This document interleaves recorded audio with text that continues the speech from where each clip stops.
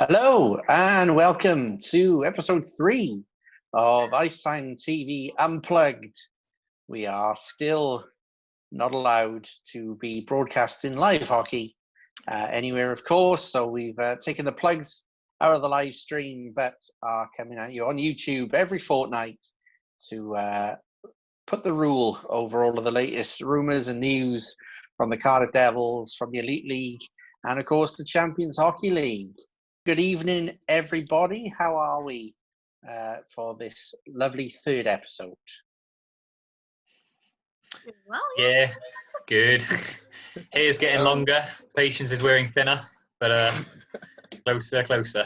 See, for me, his hair's getting longer and hair's getting thinner at the same time. It's greyness I'm struggling with. Yeah. Very salt and pepper on the sides. I don't know whether to go full Schofield or not. You got to just commit. Why not? So we are recording this mere minutes after the Champions Hockey League has made the draw of the round of 32, and the Cardiff Devils will be going to Sweden once again to play the team who finished second in the SHL, Farstad. And Charlie, you were telling us that you're a big fan of Farstad and watched them closely last year. What can you tell us? What can you tell everyone about what the Devils can expect in this time? Well, I think first thing to say is just I screamed when we were drawn against them. You know, out of all the teams, kind of one of the top Swedish teams obviously is not one of the teams you want to be drawn against. Last season I was watching a bit of the SHL and caught quite a few of the Farstad games, and they really impressed me because I think they play really well. They in the domestic action for them last season they were really, really good. Obviously to come second they had to be good. I think if they carry any of that over to CHL next season, it's going to be a tough competition between us and them. But, you know, Devils have pulled off upsets before, and I'm sure they've got it in them to do it. There certainly were maybe more favourable ties available for the Devils, but Rach, what do you make of it all with the latest news in the CHL adventure? if I'm honest, I was hoping for someone other than Sweden. That quite a lot recently. But to have a team that came second in the SHL, I think is a really good challenge for the Devils itself. I was speaking to one of my friends from Sweden, actually, and he said they're probably Frölunda's biggest rivals. So that would be nice to kind of have a look how we played against Frölunda last year and compare it to this year and see what we can do about Farstad. But we'll see. I was hoping for someone like a new country, but I'll take what I'm given in a competition I'm good at being. Dan, how do we get there? It seems impossible. I've only Google mapped it, but I'm not happy. I mean, I'll be keeping an eye on different Twitter pages and such to see where we're off, because I have no idea where it is, let alone, how to get there. But happy with the draw. I mean, you might as well challenge yourselves if you're going to compete in the CHL. You might as well pick up a big team and see if you can cause an upset. And I guess that's what's good about a knockout format. So, happy. Of course, didn't want Sweden, wanted to stay as far away from Sweden as I could in terms of the teams there, but that's where we're at. We might as well just get on with the challenge of it now. So good. Ollie, previously the Devils would have been preparing for 3 different opponents, and I guess last year the Frölunda games at the beginning of the draw, you kind of say that it'd be an excellent point to have to try and progress, but you would probably concentrate on the other teams. But is it advantageous that now all of the energy Andrew Lord can put in is planning for this one opponent and make a bespoke game plan for 2 legs? I think it can be, and it also can't be at the same time, because with only playing one team to start it off, you've thrown all your attention, all your energy into that game. You want to try and make sure you hit the ground running in the first leg, set yourself up for a good second leg. And when you look at the CHL, some of the big teams, they stumble out the gates. But they can't afford to do that this time, so you're probably not going to see it as much. When you look, though, at the knockout rounds of the CHL, there's always an upset. Back in 2017, I think Liberec beat Frölunda. Storhamar nearly beat Skellefteå in 2018, I think it was. There's always an upset. So I think the Devils have got to go in the mentality of, we've just got to take care of our business, do our job, play hard, play fast, and take the game to them and hope to pull off an upset of their own. Is there anyone on this panel that believes the Devils will get through? There's always hope, isn't there? You never know. Yeah. We beat Växjö in year one of the CHL. All right, the understrength Växjö team, but we've played Swedish teams every year, and we've played them to overtime, and we've done that. So why not? Why not take it to them? We know the kind of game they're going to bring. We've seen what their best team can bring in Frölunda last year, so we might as well take it up and have a good go at it, I think. I think in terms of the draw, this is probably the hardest it could be without getting Frölunda. So it is a very, very difficult one. I was kind of hoping for someone like maybe Bolzano. Maybe think that would be an option. That would be more of a realistic one. But it's like I was saying to you guys earlier, when you break it down to the groups of 8 in the playoff tree, the Devils have probably got the easiest playoff group to go into the semi-final. So, if they can pull off an upset, next up it's either Davos or Vienna. Both teams that are going to be very difficult tasks, not impossible tasks. And then it's probably going to end up being Skellefteå who make it from the other side of this group of 8, whatever you want to call it. It is going to be, a tough test. But whether or not I think they'll be able to get through it remains to be seen. We kind of need to see what the rest of this lineup is going to be. But Färjestad, looking over their lineup, it's quite impressive. We have seen, though, in the past, teams in the CHL use the CHL to maybe blood a few more youngsters and maybe tinker with the lines. We've seen teams leave draft picks, high draft picks, behind when coming to Cardiff. Is there a danger that Färjestad will maybe underestimate Cardiff, especially if the first leg is at the Viola? I don't think there is, to be honest, because looking at Färjestad's team, they've got like an average age of about 24 right now. They've got a few old guys who do a lot of the heavy lifting. Peras and Gustav Rydahl, 2 who are returning. They lost their top scorer, Marcus Nilsson, to the KHL this year. But, they've also got some really good young talent. They went out and got Adam Ginning from, I think it was Linköping. They signed Henrik Haukeland in goal, who's going to be their starter, 25 years old. Really good resume in Finnish Liga last year. So I think for them, they've got a really good mix of the two. It's not like Frölunda where they have like old guys like Joel Lundqvist, and then you have guys like Sam Fagemo and Lucas Raymond on the roster. There's a big gap. There is a lot of young talent. So it is going to be a lot of fresh legs, a lot of excitement, a lot of energy in this squad. Any good news? Marcus Nilsson left for the KHL. That just came back to me then in the middle of all that. So that guy who got 42 assists is no longer there. Do we have hope? Here we go. It's the question of who those assists were to and who scored from them. And if they've still got them, then they do.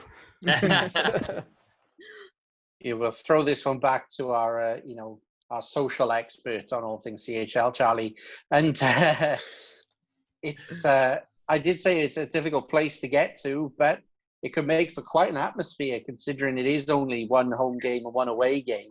You would hope that both sets of fans would travel in big numbers, and hopefully we'll see that across the tournament.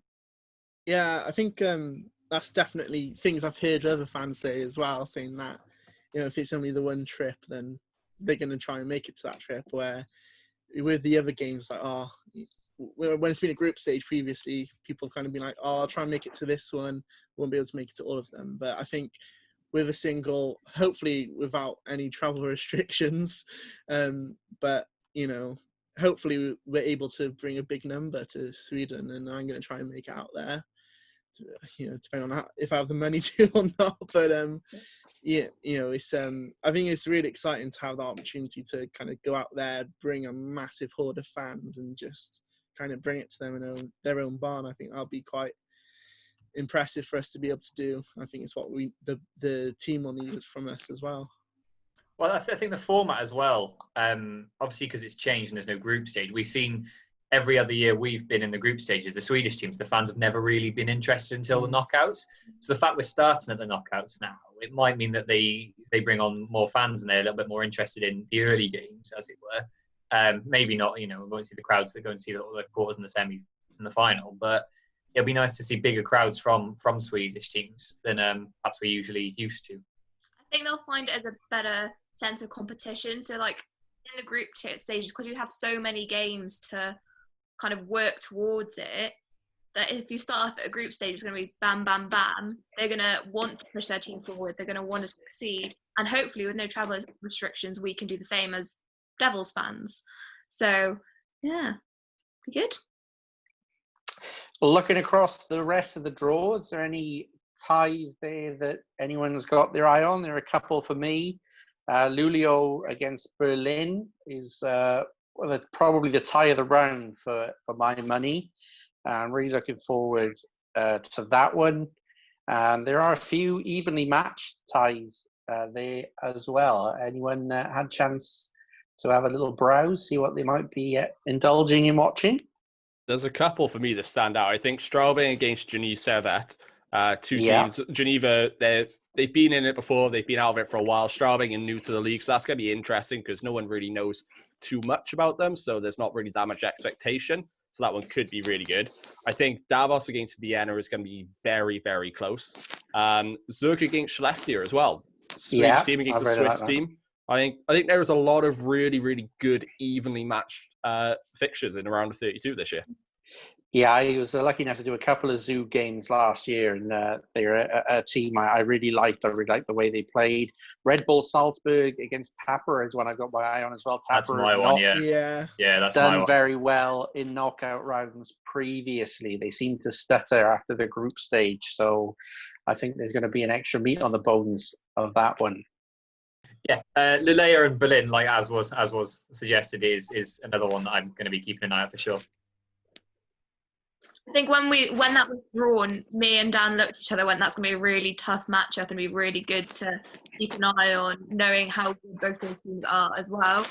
But yeah, I'd probably say out of all of them, that's the one I'm kind of excited, and other than Devils, I will watch, and then I'll just keep an eye on everyone else. Is there anyone there you think can sneak an upset? Is there who's going to be the sort of Cinderella story out of this tree? I'm liking the look of maybe Minsk against Trinek. That might be a one to see Minsk go and get a win. I don't know. There's a couple of them where you look at it and think maybe. It'd be brilliant to see. I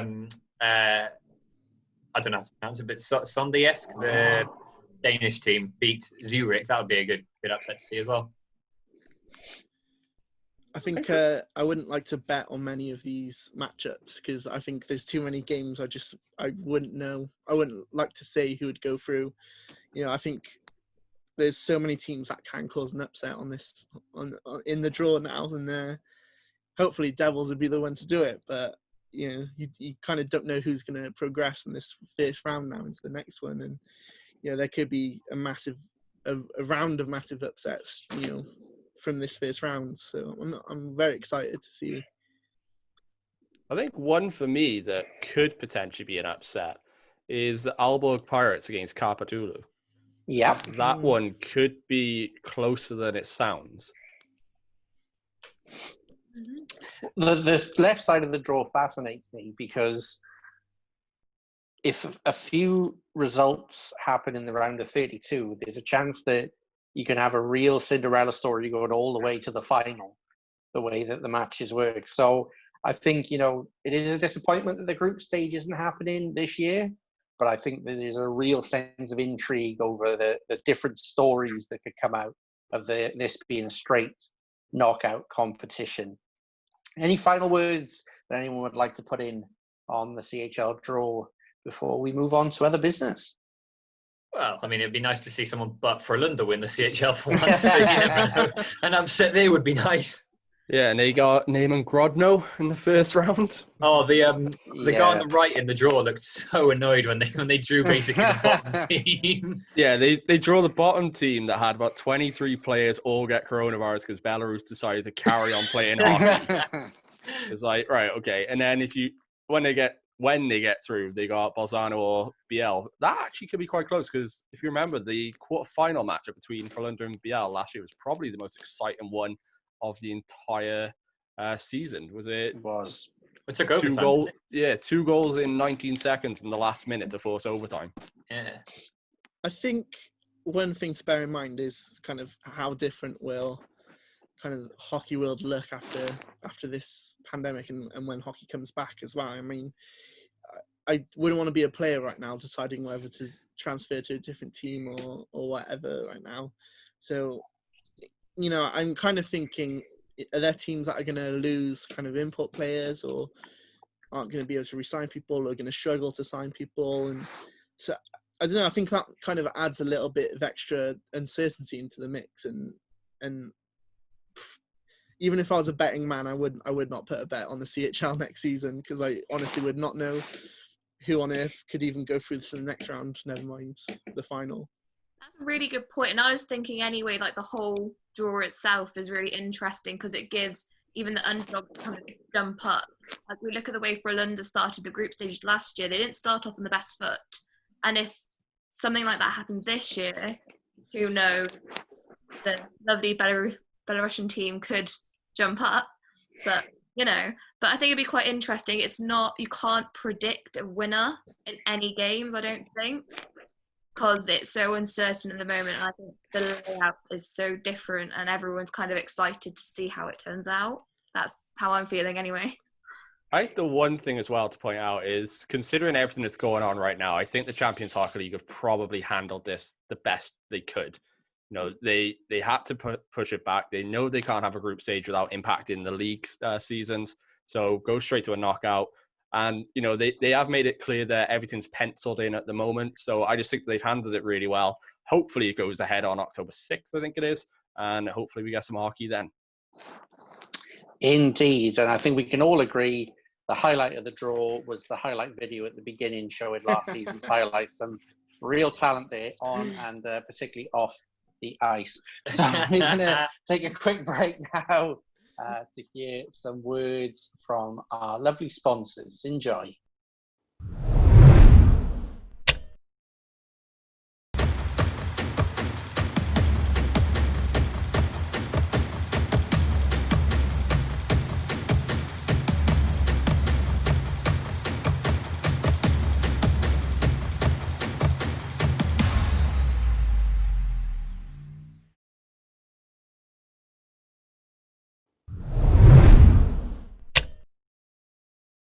So that was a word for some of our sponsors there. Please go and support them. They are great businesses who do so much good work in and around the Cardiff area and beyond. And if you would like to join us in terms of advertising on Unplugged and maybe further into the season on the stream, please drop us an email, marketing@IceTime.TV. That's marketing@IceTime.TV, and we'll see what we can do to help you. So on to domestic issues, and there was another signing since we were last together. The captain, Joey Martin, not the first one announced this year, but to the great relief of all Devils fans, the second person to be added to the Devils roster. Rachel, there must be very few players who will have a collective sort of positive welcome back onto the roster, but Joey Martin is certainly one of them.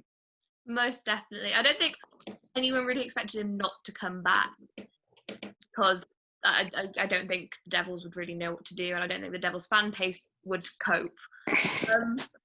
But no, he's made such an impact on the Devils since his arrival, and having him back is just an extra strength to what we already have with Joey Haddad.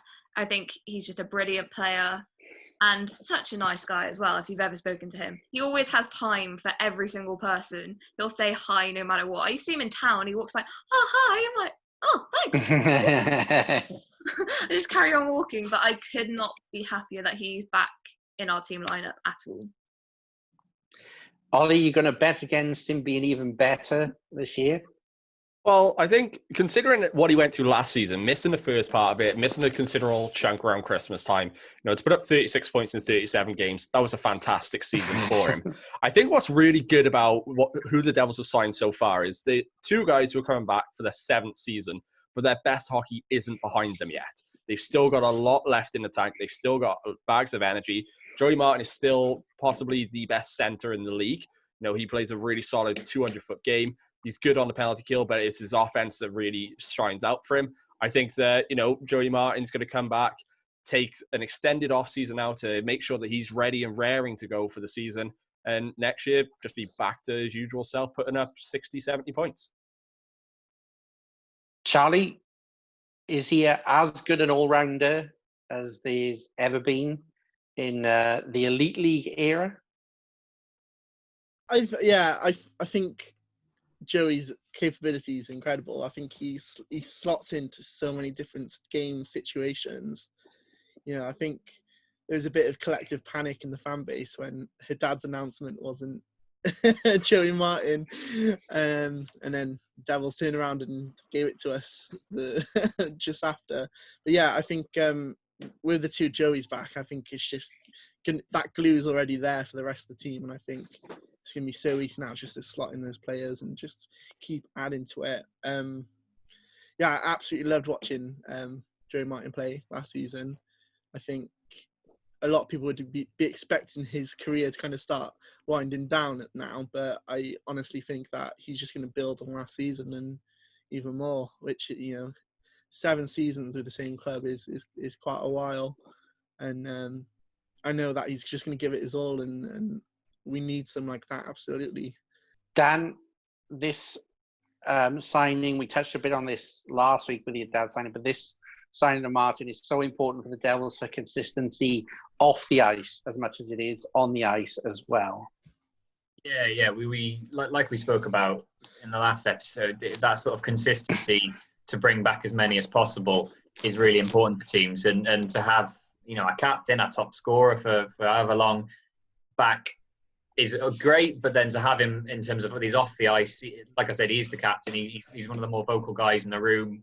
He does the school visits. He's completely invested in the club. You can't ask for anything more of a player, really. And to have him back again is just brilliant news, to be honest.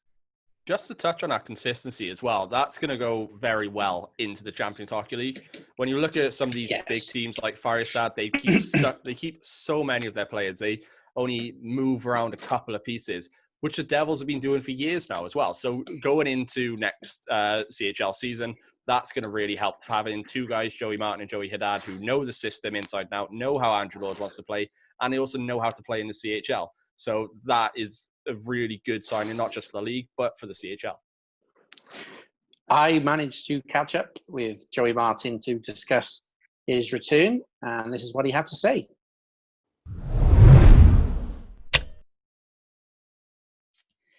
We are delighted to be joined by Cardiff Devils captain Joey Martin. Joey, welcome to IceTime.TV Unplugged.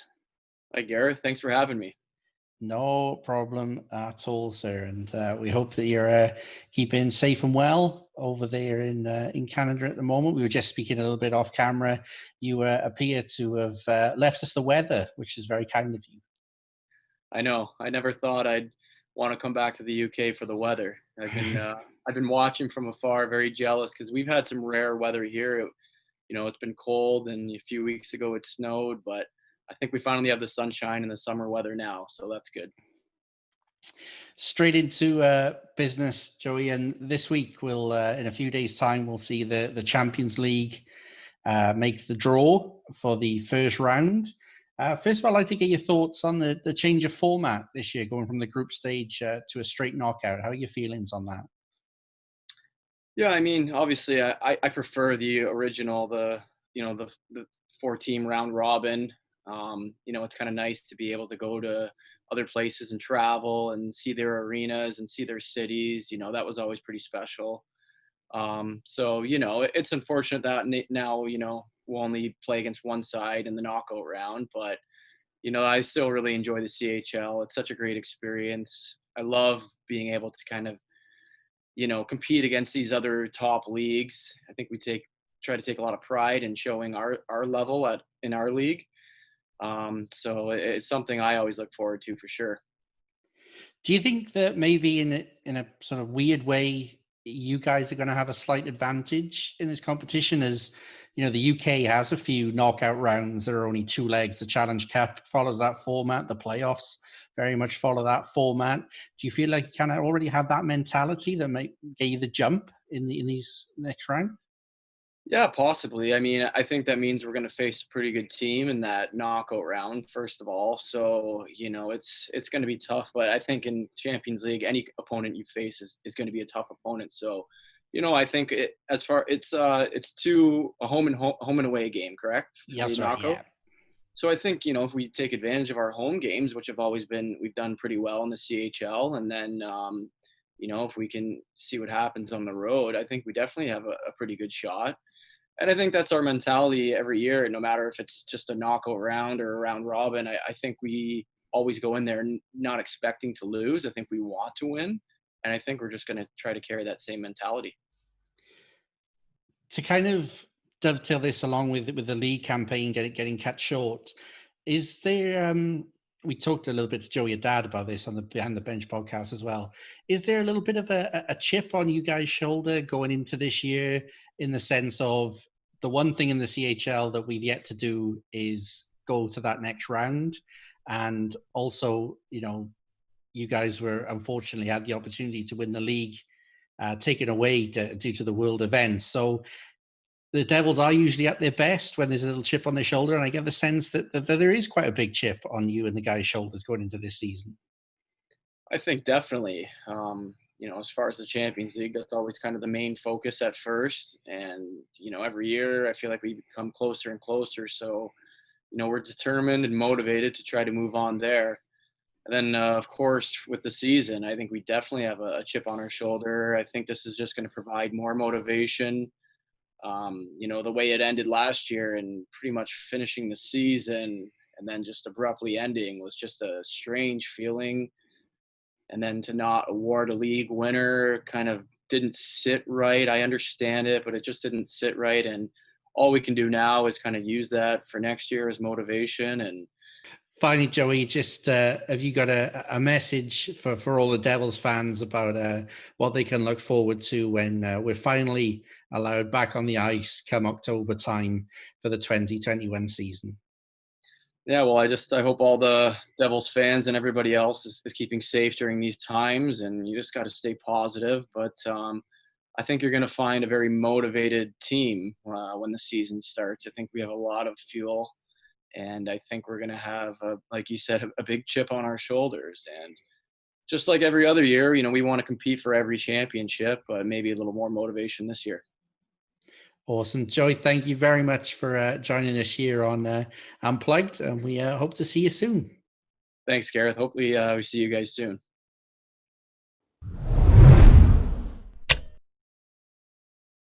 That was Joey Martin talking about his return to the Cardiff Devils roster.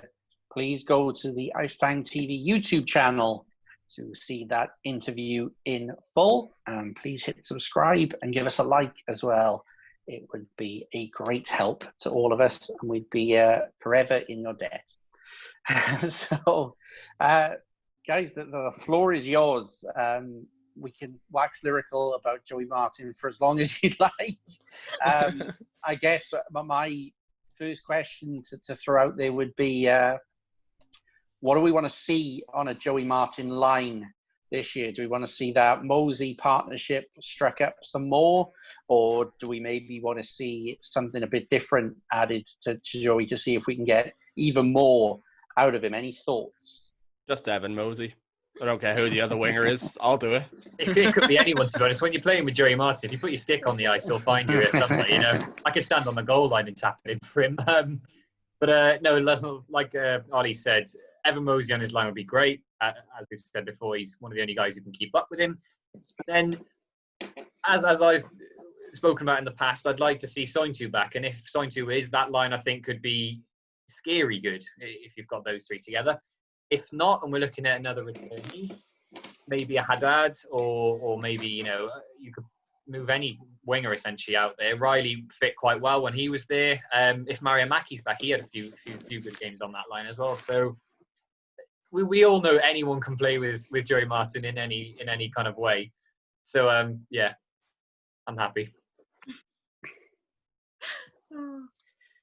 Because of course, what we've seen in recent seasons is Bentavolio and Martin being a sort of core two on that top line, and then trying to find that foil for them further up. So is the difficulty finding that Bentavolio hole and seeing if that can be filled, not just on the ice, of course, off the ice as well?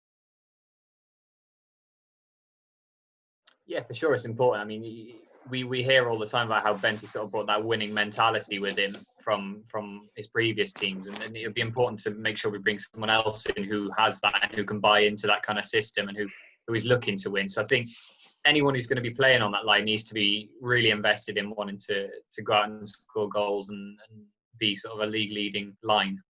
No, I completely agree. I think it's going to be quite difficult to find someone who has that Benty mentality, because I think that was so unique about him. That's kind of what made Benty Benty. And I think it's going to be really, really tough to find someone with as strong as mentality as that. But if you're playing on that line, you have to have some ounce of passion and winning in your bloodstream, really. Especially to play up there with Martin. I think anyone who takes that role, Martin will train to play with him and not the other way around. Yeah, if that made sense. Absolutely, but I guess the most important replacement for Bentavolio will be in a very famous song sang across many of the stadiums, both in Viola and every rink across the country.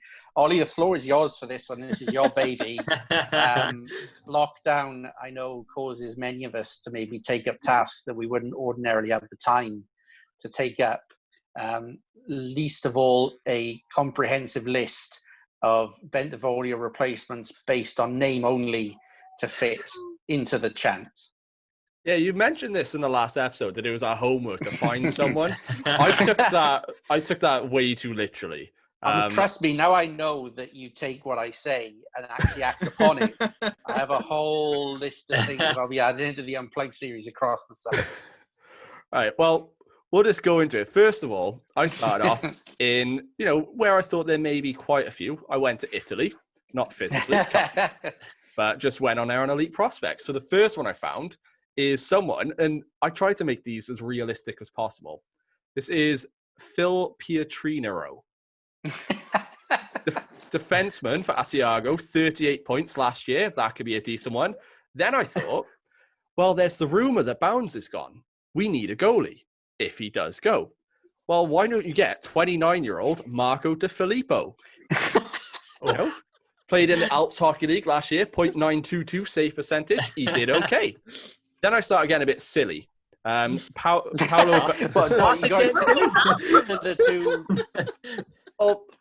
Bustrio. He's 37, but he did have 36 points last year, so he had nearly one for every year. Luca Bonabo as well. He was another one out in Italy. Then I thought, well, if you want to look at Italy, there's so many. I'm not even going to go through the rest of them. Then I thought there's one player from Devil's history who could be a secret one to bring back. Now, I say he's from Devil's history. He never played because I think it was a visa issue. It was in that season. Vitaly Kirichenko, 35 years old, was meant to come over, I think, at the same time as Zigas Fet, didn't, and he's been in Romania ever since. And I'm not saying I want him to sign, but he would fit. Then I looked at other ones, John Matsumoto, Jerry D'Amigo, Landon Ferraro, Alex Trivalato, Lucas Lesio, Charlie Tadero or something, Michael Caruso. I took this one way too literally. I'm impressed, to be honest. Yeah, That's a lot of work. Clearly, work's Yeah. been getting you doing some good work. Well, the one thing is, I'm really glad that my boss isn't a Devils fan, because chances of him seeing this are very slim. Because it may raise questions about me working from home. So what's the priority? Finding someone who can play as well as Benty, or finding someone with a good name that fits the song? I'm not gonna lie, I just looked at names. There's a few other ones. I just got them on my screen now. Massimo Cordiano, Alessio Perozzo, Robin Cagliato, Simone Olivero, Sven Andrighetto. There's loads. Fair play. We'll just CC Todd Kelman into the description for this video. Yeah. I was going to say, you might need to send an email to Todd about this. Just a nice long list. When social distancing is over, Ollie, I think I need to put my arm around you a little bit. I think I need to get out the house. What I hope, though, is by this time next year, the wall behind you will be adorned with the Game On shirts of all of those players. A sort of music sheet, sing-song-esque jersey collection. I'm gonna have to ask my boss for a raise if that's the case, because there's so many more that I can find. I don't think a lot of those player shirts are going for a lot, mate. Let's just about those resumes.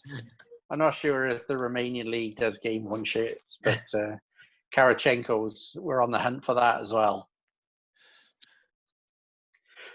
Well, guys, this has been quite a lengthy one, as we've gone through a lot of CHL stuff. We've tried to be as current as possible. It was very close to being a live watch-along.